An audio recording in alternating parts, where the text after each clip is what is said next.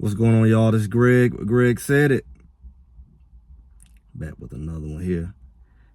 And I guess we just get straight to it. We see a lot of activity going on. This Porter and the Heat has been increasing stronger and stronger.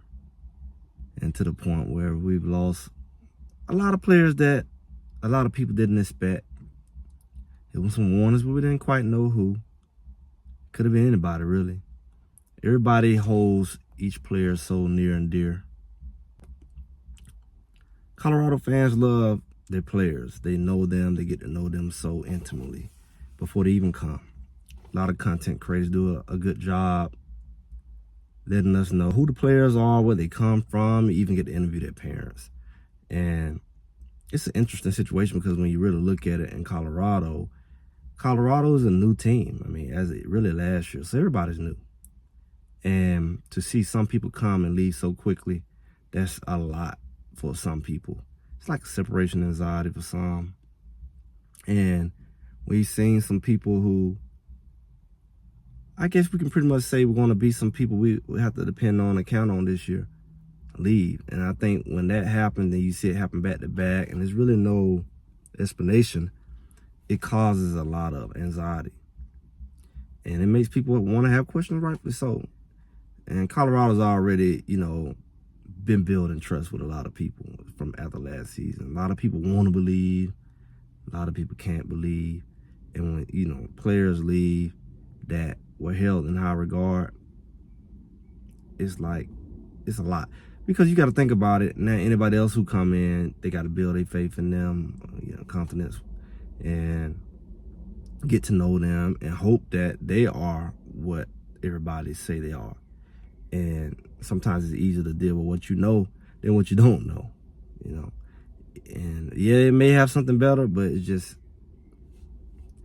confusing to some people. So I get the emotion of it.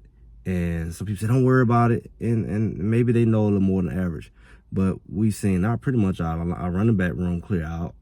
People who actually played. So we had Hankerson leave early, like around December.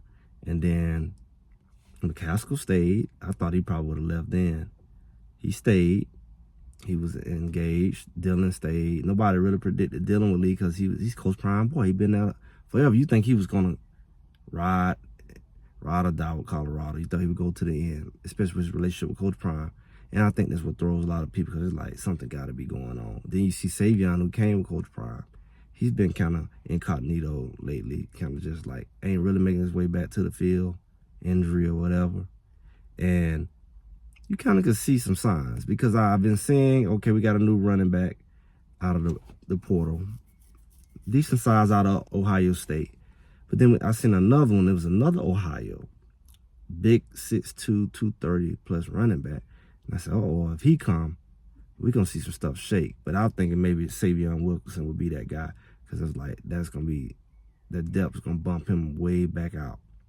And he's already been out. So I figured he would be leaving.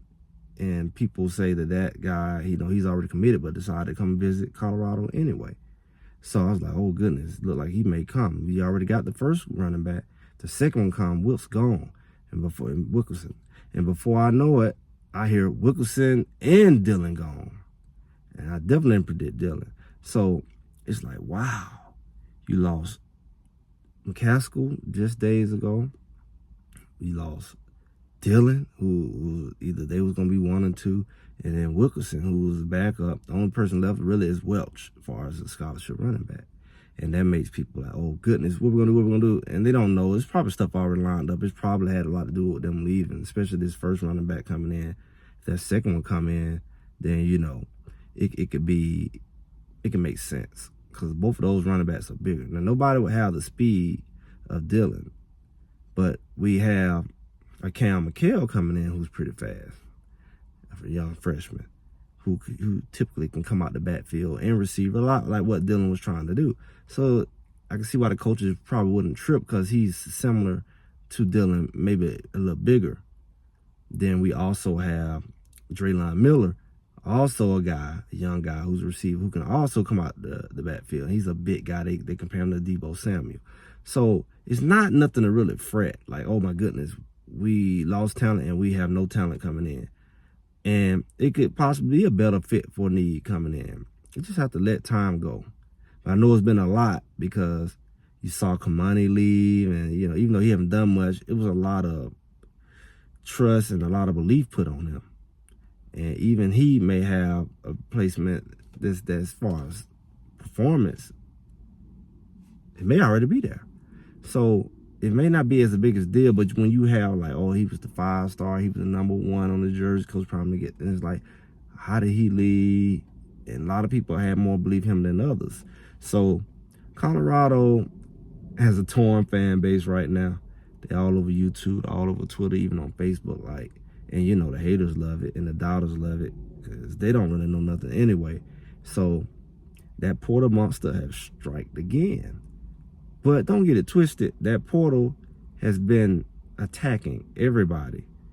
And you see some teams, I think they say Miami whole running back room left. I don't know where these players going, but it's a lot of movement. And that portal can give and take. That portal can be dangerous because you can get caught up in that portal and don't come out. I think they said last year like 3,000 people went, only 15 found a home. So like half of the people found a home. And some people leave and don't have their affairs together. So the portal thing is becoming more and more a thing to do. I hope the players know what they get into because I don't know how many opportunities is available on the other end of the portal, even though I see it's more activity. And I hope you're not as picky because you may have to accept something that's less than where you went. Or you might end up in the same situation because people say they don't want to compete, they want to guarantee first spot. I don't know where that happened at because just like you're trying to get a position, somebody's already there, and it may be a couple other guys transferring with you. So you're going to have to work and prove yourself one way or another. And nobody can promise you anything. They're not, because they know loyalty is not going to exist no more because the new modern day portal has created a monster. Literally, the kids can leave every year if they want to with no consequence, no send out. Now, certain conferences definitely have to do stuff. I see SCS is doing like, you leave, but you can't come back in this conference. So that's their way of dealing with this type of stuff. So I can see a lot of other conferences doing that. They kind of mitigate what NCAA just opened up. This opened up Pandora's box when it comes to stability and instability. Because if that guy's able to leave, he can come there and say, look at you like, I don't need you, I can leave again. And they can. And we've already seen the increase in that from, the more opportunity for players to leave with the coaches leaving, because we know coaches leave all the time. So they open that door first. Then they open, you get one transfer, all that. And now it's like, we no longer going to do like what they did to Tyler Brown. That's messed up. They owe him. They did all of that, let certain people play, and then let him play. And then the next year open up for everybody. That's dirty. He lost a year for that. So we just got to watch this thing because these players are going to take advantage of that. And it's going to create a new dynamic in recruiting. And it's going to create a new dynamic in relationships because it's not going to be with the last go round. It was like you had to be there, you get your first transfer and you're done. So if they transfer one time, they're good. So if you get a veteran player who transferred, he couldn't leave the next year. He had to go ahead and finish up until he become a grad. And you know what you had with grad, they had 1 year unless you had the COVID years, which was weird. All these extra years, nobody quite figured out. But it used to be, like Coach Prime said, I'm not getting a freshman because they can leave. They got their transfer in their pocket. The other guy already transferred, so he here. But now everybody can leave. Nobody got to wait. The freshmen don't have to wait. So it's not a class thing. So that may be a positive for high school people because that was like a negative for recruiting a high school player because if he didn't like it, he can leave. Now you say, well, everybody feel that way. So maybe that rebalanced the thing, the situation where high school players no longer have to be going to a lower level school or JUCO because nobody wanted to wait. But it still deals with the developmental component, and people want to win now and can win now and have the option to win now and not have to develop players. That's still there. But ultimately, what I say is, Colorado fans, don't have your feelings hurt. It's happening to everybody.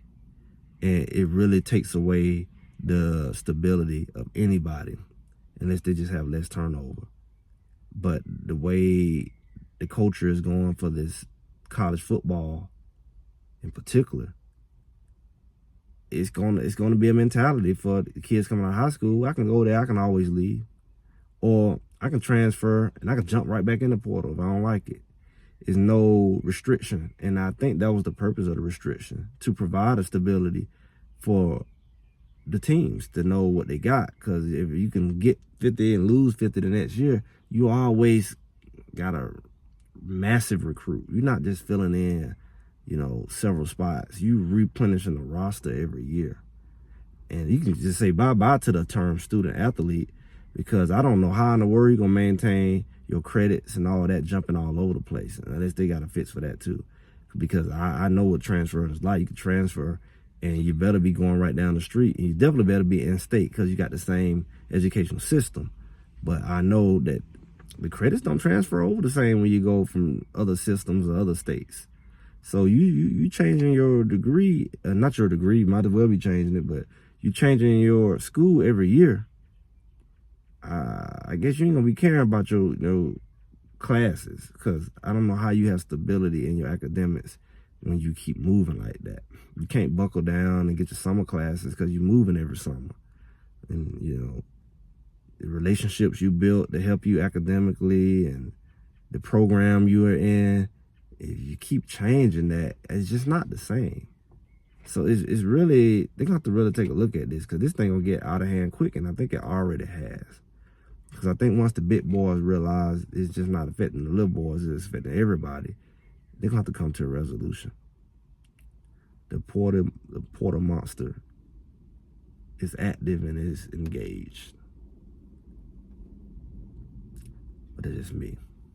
Greg said it. Make sure y'all like and subscribe as normal. And I'll talk to y'all soon.